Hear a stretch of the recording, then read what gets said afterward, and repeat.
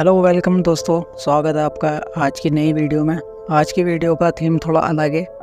आज मैं आपको एक हॉरर स्टोरी टाइप सुनाने जा रहा हूँ जिसे सुनकर आप भी चौंक जाएंगे कि वाकई में दुनिया में ऐसा भी कुछ हो सकता है। एक औरत जिसके नसीब में बच्चा नहीं था, जिसके कुंडली में बच्चा नहीं था, लेकिन एक अघोरी की वजह से उन्हें बच्चे की प्राप्ति हुई। आइए सुनते हैं इस स्टोरी को। मैंने सुना था अक्षय सर की चैनल पे, तो ये कहानी भेजी थी सत्यजीत नाम के एक उनके सब्सक्राइबर ने। वही स्टोरी आपको मैं सुना रहा हूँ। ये स्टोरी तकरीबन 50 साल पहले की है, यानी उनकी मम्मी की, जब वो उनकी शादी नहीं हुई थी। जो सत्यजीत हैं वो उनके बेटे हैं, तो वो अपनी मम्मी की स्टोरी सुनाते हैं कि तकरीबन 50 साल पहले जब मेरी मम्मी की नई नई शादी हुई थी तो सब कुछ बहुत बढ़िया था।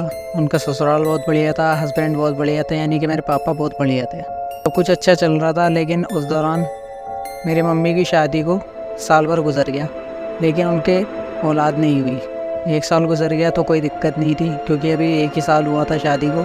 आगे हो सकता है, फ्यूचर में हो सकता है कुछ। तो यही सब चल रहा था। 1 साल देखते देखते दूसरा साल गुजरा, तीसरा साल गुजरा। 2-3 साल गुजरने के बाद वो उनके जो घर में उनकी सास थी, वो उनसे कहने लगी, सत्यजीत की मम्मी से, कि बेटा अब तुम्हारे औलाद क्यों नहीं हो रही। उन्होंने बोला, मम्मी हम तो बहुत कोशिश करते हैं, लेकिन हो सकता है कि गॉड की तरफ से कोई दिक्कत हो, या हो सकता है अभी वक्त ना हो। लेकिन उनकी मम्मी कहती, नहीं बेटा, शादी को 2-3 साल हो चुके हैं, आपको दिखाना चाहिए। तो ऐसे ही होता है। फिर वो एक डॉक्टर को दिखाते हैं, डॉक्टर से पता करते हैं, तो डॉक्टर उनका इलाज चलाता है। उसके बाद दवाई वगैरह दी जाती हैं। वो दवाई रेगुलरली खा रही थी। उनके बहुत ध्यान रखा जाता है, खिलाई पिलाई का ध्यान रखा जाता है। सब इस चीज़ को लेके खुश होते हैं कि चलो इलाज से तो कुछ हो जाएगा।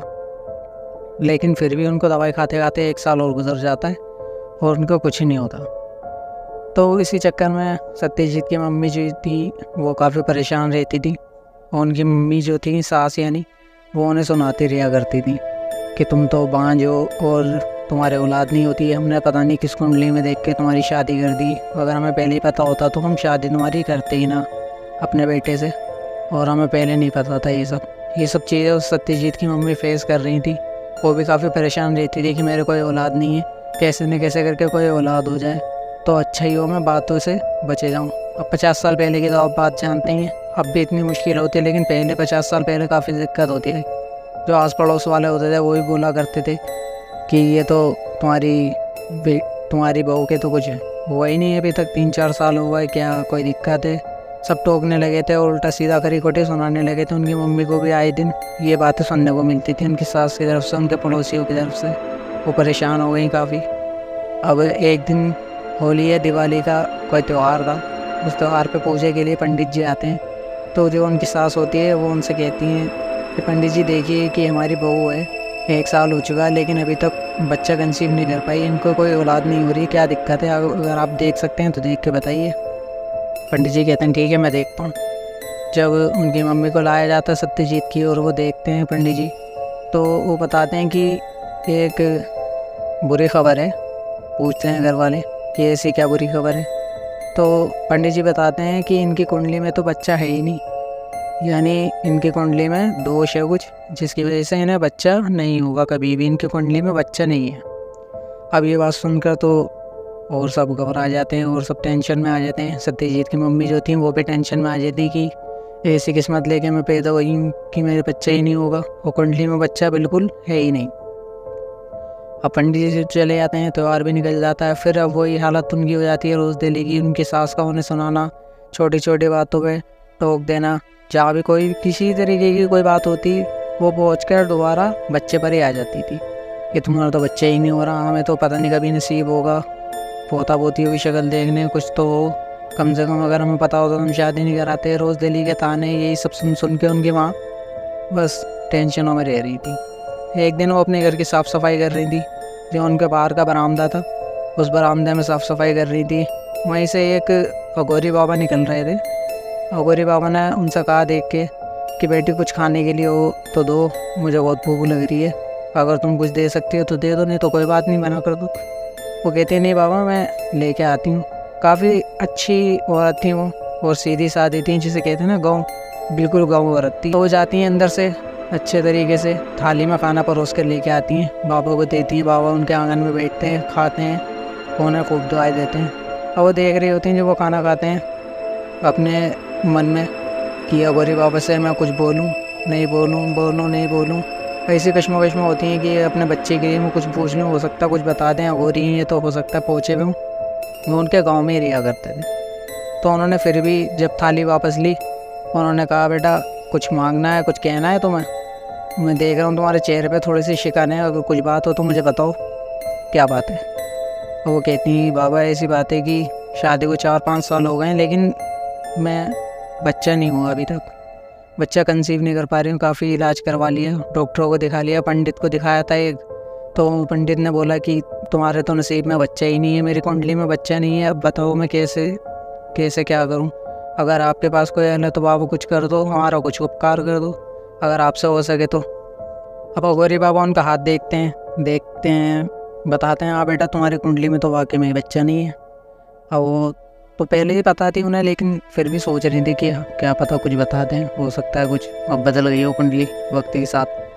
कहते हैं बाबा बेटा तुम्हारी कुंडली में वाकई में बच्चा नहीं है, लेकिन तुमने मुझे खाना खिलाया है, तो मैं एक काम करता हूँ, तुम्हारा तो आभार है मुझ पर, एक एहसान कर दिया तुमने, मुझे खाना खिलाया तो तुम्हारा एहसान है। मैं उतारने की बजाय इसे एक काम करता हूँ कि मैं तुम्हें बच्चा दे सकता हूँ। अब ये सुन के तो खुशी आती है कि हैं वाकई में बच्चे दे सकते हैं आप, मेरी कुंडली में बच्चे नहीं, आप कैसे देंगे? अगोरी बाबा कहते हैं ये हमारा काम है, अब तुम्हारा एहसान है मुझ पर तो मुझे चुकाना है, कैसे भी वो मेरा काम है, मैं देख लूँगा। तुम एक काम करो, अपने घर में बात करो और एक महायज्ञ करना पड़ेगा हमें, बहुत बड़ा यज्ञ होगा, बस उसकी तैयारी करो अगर हो सकती है तो। अब वो घर में जाती हैं, सत्यजीत की मम्मी अपनी सास को बताती हैं, ससुर को बताती हैं, उनके हस्बैंड होते हैं, उनके हस्बैंड को बुला के लाती हैं। अगोरी बाबा से बात होती है कि बताइए महाराज ये ऐसी क्या चीज़ है जो हम कर सकते हैं, और अगर इसके बच्चा हो सकता है तो हम सब कुछ करने के लिए तैयार, हमने तो इतना पैसा उठा दिया, सब कुछ करते, लेकिन इससे तो बच्चे हो ही नहीं पाता। बाबा कहते हैं तुम यज्ञ की तैयारी करो, उन्हें कुछ सामग्री लिख के देते कि ये सामान पूजा के लिए लेके आना और मैं शाम को वापस आऊँगा तो सब सेटअप लगा के रखना। ऐसे ही होता है। बाबा चले जाते हैं और सत्यजीत के जो फादर थे वो जाते हैं बाज़ार से, वही अपना पूजा का सामान लेके आते हैं, काली मिर्च और लौंग वगैरह, नींबू और मिर्चें और जो भी चाहिए होता है उन्हें, चंदन, अगरबत्ती, विभूति वगैरह सब सेटअप मतलब पूरा करके लेके आते हैं। फिर शाम के टाइम बाबा आते हैं, उन्होंने कहा कि यज्ञ चलेगा पूरी रात, तो आप सब बैठ जाइए। एक तरफ अगोरी बाबा बैठते हैं, बीच में यज्ञ लगाया जाता है, जो अंगीठी होती है उनकी यज्ञ करने के लिए, और सामने सत्यजीत की मम्मी बैठी होती हैं और एक तरफ सारे घर वाले बैठे होते हैं। अब यज्ञ करना शुरू करते हैं, काफ़ी देर हो जाती है, करते रहते हैं पूरी रात, 2-2:30 बज जाते हैं रात के। बाबा कहते हैं कि कम से कम 5 बजे तक आपका यज्ञ चलेगा, ये पूजा संपन्न होगी कम से कम 5 बजे तक। तो पूरी रात वो पूजा करते रहते हैं, 5 बज जाते हैं सुबह के, 5-5:15 बजे उनका जो यज्ञ होता है वो पूरा हो जाता है। अब बाबा उठते हैं और उठकर अपना जो भी उनका सामान होता है ले जाने वाला, जो लेके आए थे साथ में, वो लेके चलने लगते हैं। इतने में सत्यजीत की मम्मी जो होती हैं वो उन्हें छोड़ने के लिए दरवाजे तक आती हैं। बाकी लोग जो थे वो साफ़ सफाई में लगे थे और अपनी सोने की तैयारी करने के लिए लगे थे। फिर पूरी रात हो गई थी आगे चलते हुए, सब थक गए थे। तो सत्यजीत की मम्मी आती हैं दरवाजे पर, बाबा से कहती हैं कि बाबा आपने यज्ञ तो कर लिया कि वाकई में मुझे बच्चा मिल जाएगा आपकी कोशिशों से, क्योंकि पंडितों की बातों पे मुझे भरोसा है, लेकिन आपने कहा तो मुझे आपकी बात पे भी भरोसा है कि हाँ हो सकता है कि बच्चा मिल जाए। अब बताइए कि आगे क्या करना होगा। अब बाबा कहते हैं कि देखो मैंने यज्ञ कर दिया, जो तुम्हारे बला थी, जो तुम्हारी कुंडली में दोष था वो निकल चुका है। अब लेकिन जो मैं कहूँगा उसे तुम्हें बहुत ध्यान से सुनना है, और बच्चा देने के लिए मेरी 2 शर्तें हैं। अगर तुम उन 2 शर्तों को मान सकती हो तो ही हाँ करना, नहीं तो तुम्हारे जान माल का खतरा हो सकता है और तुम्हारा पूरा परिवार मर सकता है। और ये सुन के जो सत्यजीत की मम्मी होती है वो डर जाती हैं कि ऐसी क्या शर्तें हैं और अब क्या करना होगा। बाबा कहते हैं कि देखो मैंने यज्ञ कर दिया, अब आगे तुम्हारे हाथ में, तुम्हें बच्चा कंसीव होगा, कुछ टाइम बाद तुम्हें बच्चा कंसीव होगा। उसके बाद जब बच्चा पैदा हो तो तुम्हें इस बात की किसी को भी खबर नहीं देनी है, और उस बच्चे को मेरे पास सबसे पहले मेरे पास लेके आना है, बिना किसी को बताए। बस तुम्हें पता होना चाहिए कि बच्चे तुम्हारे हो गए और तुम उस बच्चे को मेरे पास लेके आओगे, ये मेरी पहली शर्त है।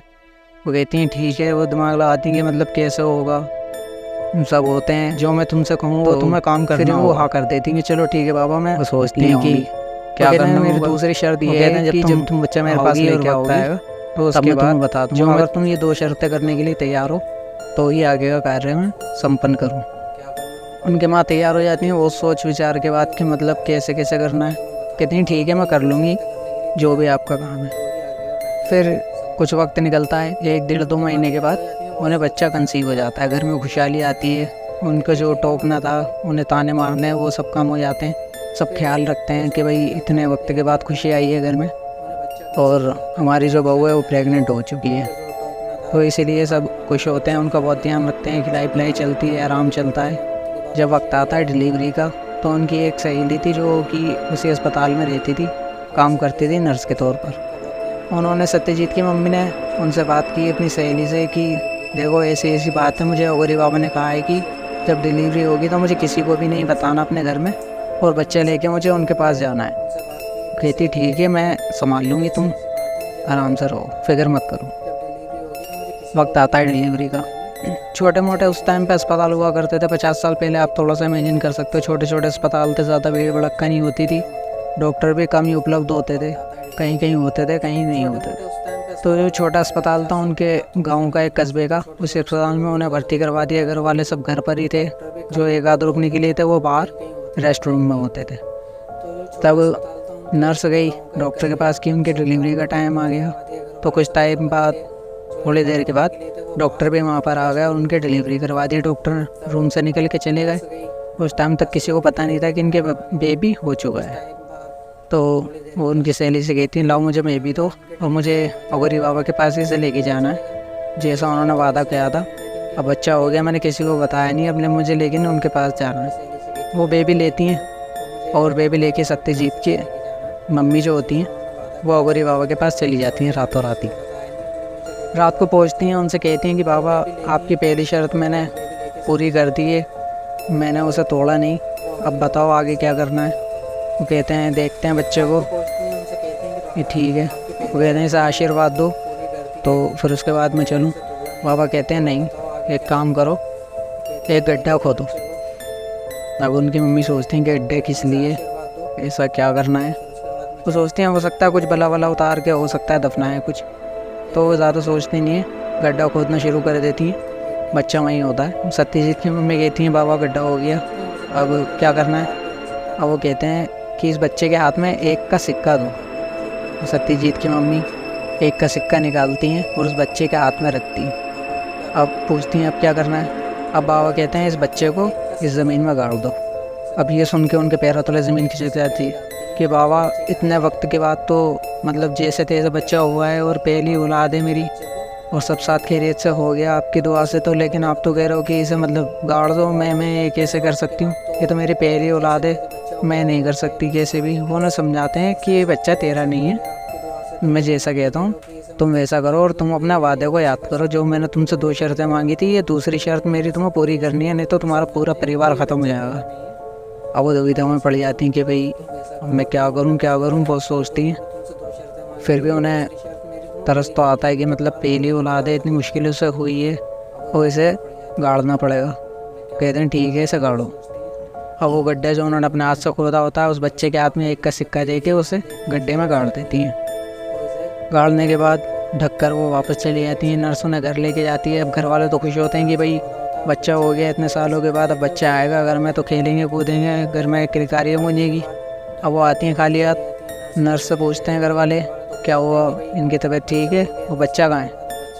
अब नर्स उन्हें बताती है कि बच्चा जो हुआ था वो मरा हुआ पैदा हुआ था। अब ये सुन के फिर मातम का माहौल घर में, रोना पीटना मच जाता है। आसपास के जो पड़ोसी होते हैं वो भी आके सुनते हैं तो बात बड़ी हैरत करते हैं, अच्छे जी इतने सालों बाद बेबी हुआ और उसके बाद वो भी मरा हुआ। अब ये तो बढ़िया भागन है, ये तो बहुत ही बुरी बात है, ये तो अशुभ माना जाता है हमारे वहाँ। फिर उन्हें वही नालते शुरू और फिर वही जो उनका हाल पहले था वही हाल दोबारा हो जाता है। अब ये सब निकलने के बाद फिर एक वक्त आता है कि वो फिर दोबारा बच्चा कंसीव करती हैं। अब बाबा उनसे कहते हैं कि तुम्हें दोबारा मेरे पास लेके आना होगा बच्चा, और इस बात की भी खबर दोबारा किसी को तुम्हें नहीं देनी। अब वो फिर डर जाती हैं थोड़ा कि कहीं ऐसा ना हो कि पिछली बार की तरह बाबा मेरा बच्चा दोबारा छीन लें। लेकिन भाई बाबा की जो उनकी करिश्मा था उसकी वजह से उन्हें बच्चा मिला था, तो उन्हें उनकी बात माननी भी ज़रूरी थी। वो जाती हैं, दोबारा उन्हें बच्चा कंसीव होता है, फिर ख्याल रखा जाता है, फिर दोबारा सब उम्मीद लगाते हैं कि चलो अब तो खैरियत से हो जाएगा, सब ठीक होगा, पहला बच्चा तो हो सकता है, उस पर बला हो, कुछ हो, जो भी मरा हुआ पैदा हो, वो सब भूल जाते हैं और दूसरी बार खुशी करने लगते हैं। जब उनका डिलीवरी का वक्त आता है, फिर उनकी सहेली वही जो होती है जिन्होंने पहले डिलीवरी कराई थी वही डिलीवरी करवाती हैं, डॉक्टर चले जाते हैं, और फिर सत्यजीत की मम्मी दूसरा बेबी लेके बाबा के पास जाती हैं। अब बाबा से कहती हैं कि बाबा इसे आशीर्वाद दो। बाबा कहते हैं कि ये बच्चा भी तेरा नहीं है। कहती हैं कि फिर अब क्या करूं? और कहते हैं अब इसके हाथ में 2 का सिक्का दो और इसे दोबारा गाड़ दो। और वो बहुत तरसती हैं फिर कि नहीं बाबा, पहली बार तो हो गया, जो भी, मैं इस बच्चे को रखना चाहती हूँ, कैसे भी करके आप इसी को रखने दो ना मुझे।